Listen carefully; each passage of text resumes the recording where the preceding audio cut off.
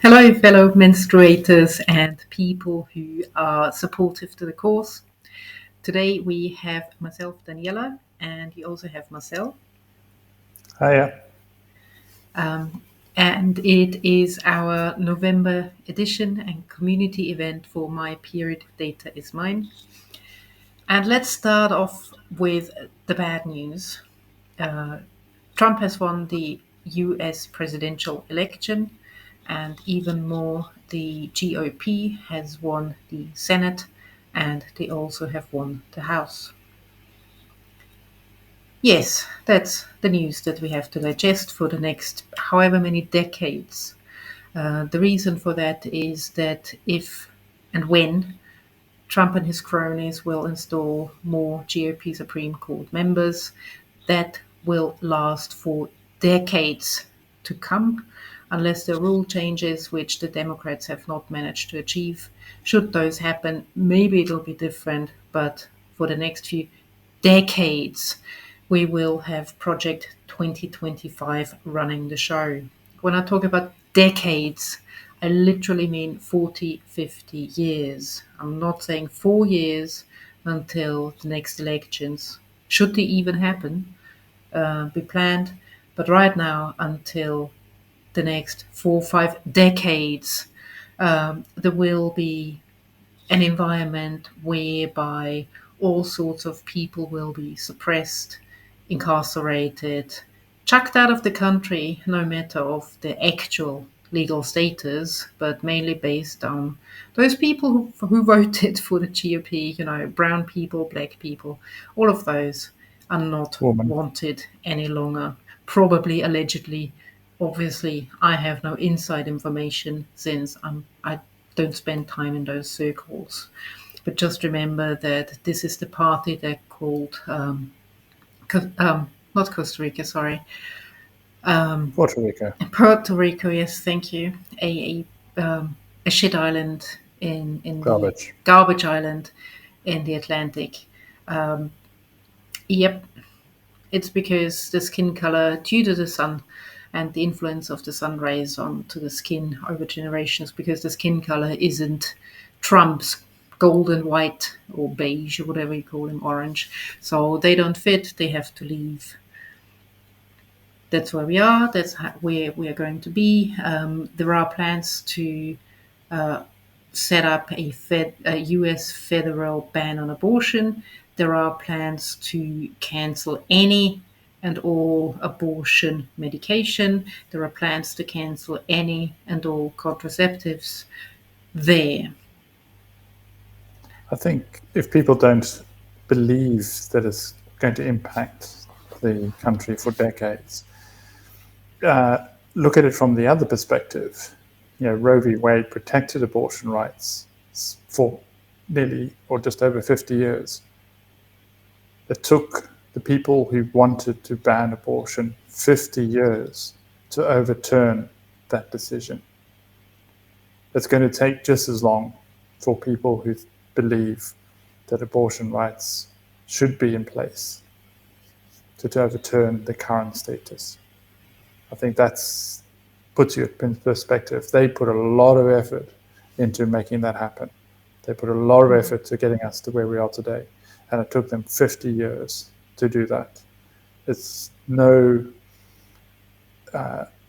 reason to believe that it's not going to take 50 years to turn that boat around again. Yes. Um,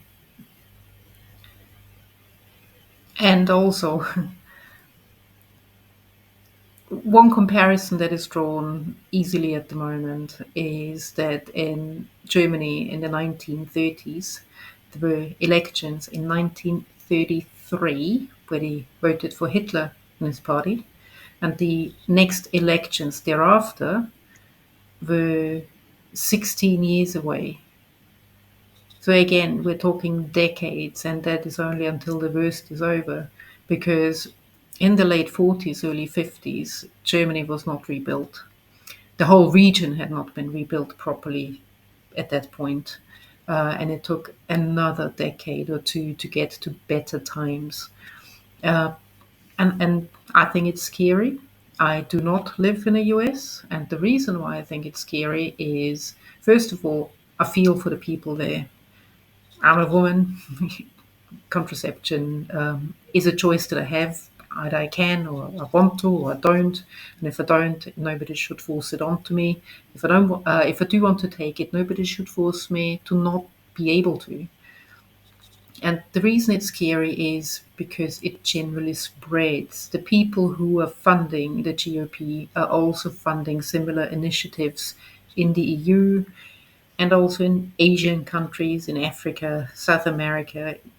They're often global businesses, global or internationally minded individuals with a lot of money and a lot of backing for that particular cause. Um, and that's why I'm worried it's going to spread in Europe with a similar speed compared to the US. And looking at the political agenda in Europe at the moment, it is scary how many right wing parties or how many countries have had big wins for the right wing parties. Let's go further and say it's the extreme right wing. Mm-hmm. It's not just the right wing parties. I mean, normal European politics has been a swing between left and right wing in the traditional sense parties. This is the rise of the extreme right wing. This is the Mm-hmm. rise of the equivalent of the MAGA world in the US, in the European countries. Some of them are ahead of the US, but as well, let's not forget. But this is the rise of the extreme right wing, extreme views on not just immigration, which is normally the focus on the extreme right wing, but also on abortion rights and similar messages that have been spread in the US recently. Um, just removing those rights, removing and going back, basically the whole message. Let's go back. Remember how good things were, and it's like people don't really remember what things were really like. People don't remember, how bad things were, even 50 years ago. And I think that's the big concern. Is this drive to go back to those times that we're looking at, not just within the US, but also across Europe. Mm-hmm. I completely agree. And so that's where we are. That's the situation all of us are finding ourselves in. So let's look forward. Let's put our effort, let's put our energies not into basically what I've just done and talk about how bleak the outlook is, but let's be active. Let's do something. Let's use our energy. Let's use our brain power to work and innovate ourselves out of it. So our tiny, small contribution is to come up with the safest period tracker that there is. Um, I'm lucky enough to have it on my phone now. I'm tracking my period, I'm tracking my cycle and everything related to it on it at this point in time, which means I now also have feedback on it, which we're working through at this point in time. And I am incredibly keen on getting other people involved. I would like input from other people as well. And you may be able to understand that it is important, really important for me that everyone is safe, that everyone has their data on their phone. I really don't want to know when other people have the periods. I have terrible periods. All I want to do myself is shut myself away into a dark hole and be quiet for a few days until I re-emerge. It is difficult being around me during that time, and fear does to everyone who has been with me through it. Uh, that's where I'm coming from. It's very personal to me. It is important to me that everyone else who wants to have access to our tracker, that they have it. It's not perfect yet. We're working towards perfection. In the meantime, we won't let that stop us. If you want it, get in touch with us. Get a fake name, email address if you like, get numbers. I don't need to know who you are. If you want to be friends, fine, we can chat as well. But really, I would like some input from other people in terms of, is it good for you? Does it work for you? or do you need something else added to the period tracker? What do you think about it? That's the first start. And if First, any, sorry. and it's not just users as well. Any gynecologists who have some input on what kind of data would be useful to track. Yes. Again, my experience is I need the data to show people what's really going on when I work with my trusted gynecologists. Because yes, you can walk out of a gynecologist's office if you're there and they don't believe you when you say these are my symptoms. Walk out. If they don't trust you, walk out, walk away. It's not worth your life dealing with people like that. Walk out, go to somebody who sees you as a human being who needs help, who sees you as a human being who can contribute something to the world and just goes through a rough patch, or possibly simply is there to see if everything's okay. Go to trusted people, tell them what you're experiencing. They should believe you. And in addition to that, you have data collected on your phone that you can share with them or showing them. So yes, very good point. Thank you. Thank you for raising it. That gynecologists or any healthcare provider really would be important to have on board as well. Yeah. Again, your data is going to stay on your phone. Marcel can talk you through encryption and the data aspect of it. He can't see the data. Just to make very sure that everyone understands, we can't see your data. Marcel does not see the data. He does not know what's going on. If you ever need help with the app in terms of like a support call or something, he does not know what's on your phone because only you have access to it. So again, if there's any feedback, we can talk about general things. You can tell me what you did and I can try and replicate it. But otherwise, Marcel does not have anybody's data within our remit either. We just don't have it. It's like you have your data on your phone. The phone should work. If it doesn't work, tell us what you did. You don't need to tell us what you see necessarily. We don't want your data. Only you should have your data. And that's why it's really important to have an app like ours, because otherwise your data is most likely to be shared. And again, I'm not the only one coming to that conclusion.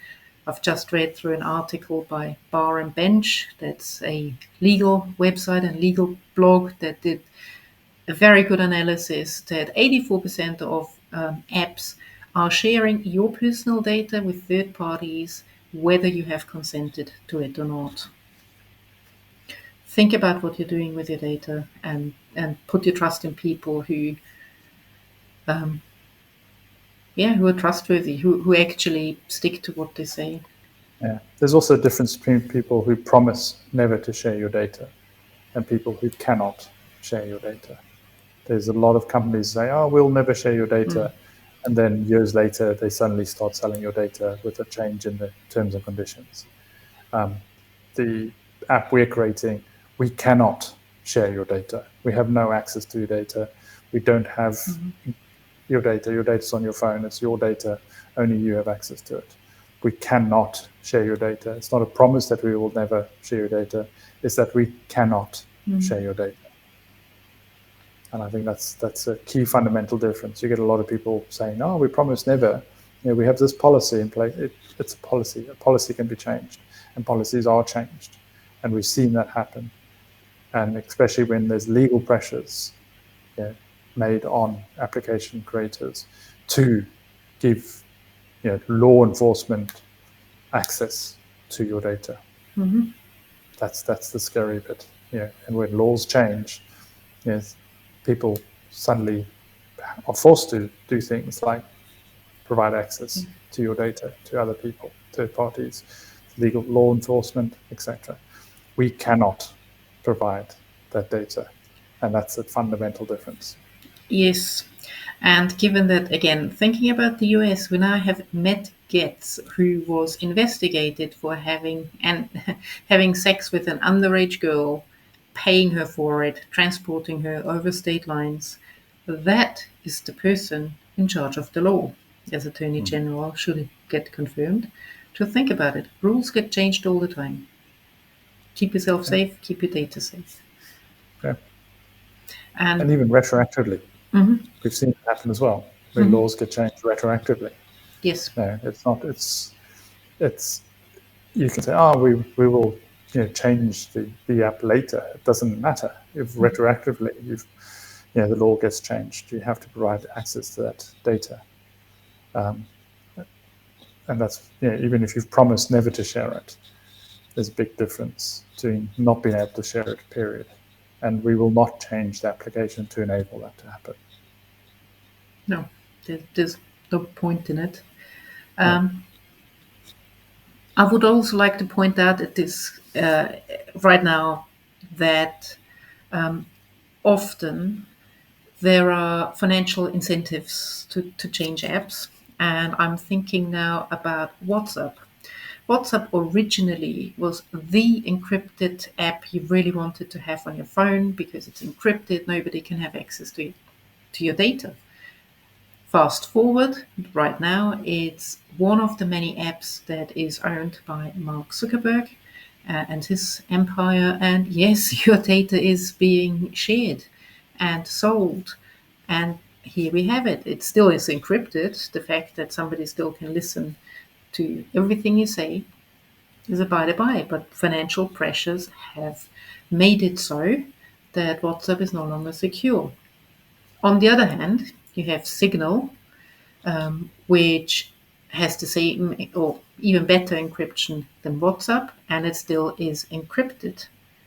Yes, people and lawmakers try and get access to the information being sent over Signal, but they won't. And the reason why they're going to stick to it is because they don't have the same financial pressures.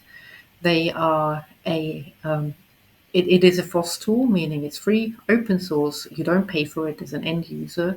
They are relying on donations and support from people like you and me and Marcel to donate money to them so they can cover the running costs. The running costs in comparison to other organizations, it's also relatively low to just to stay on top of things. And that's the difference.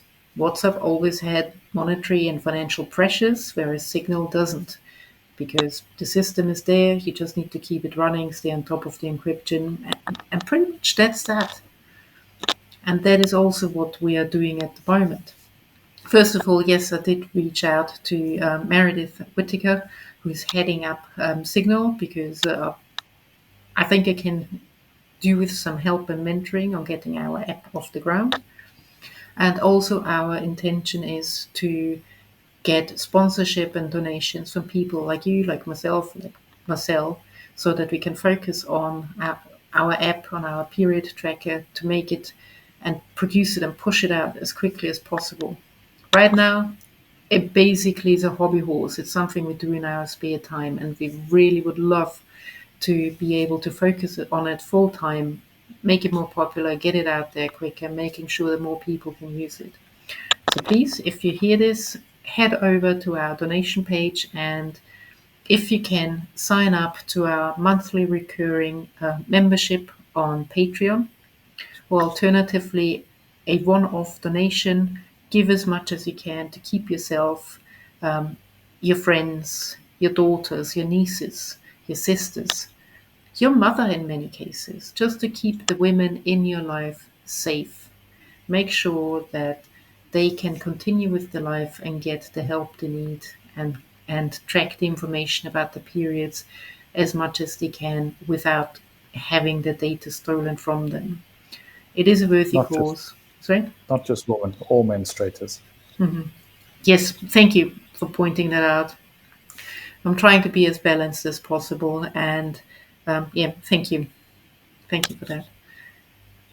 Support us. Support our project. It'll help you in the long run as well, because whilst we're talking about menstruation, that just happens. Women menstruating all the time.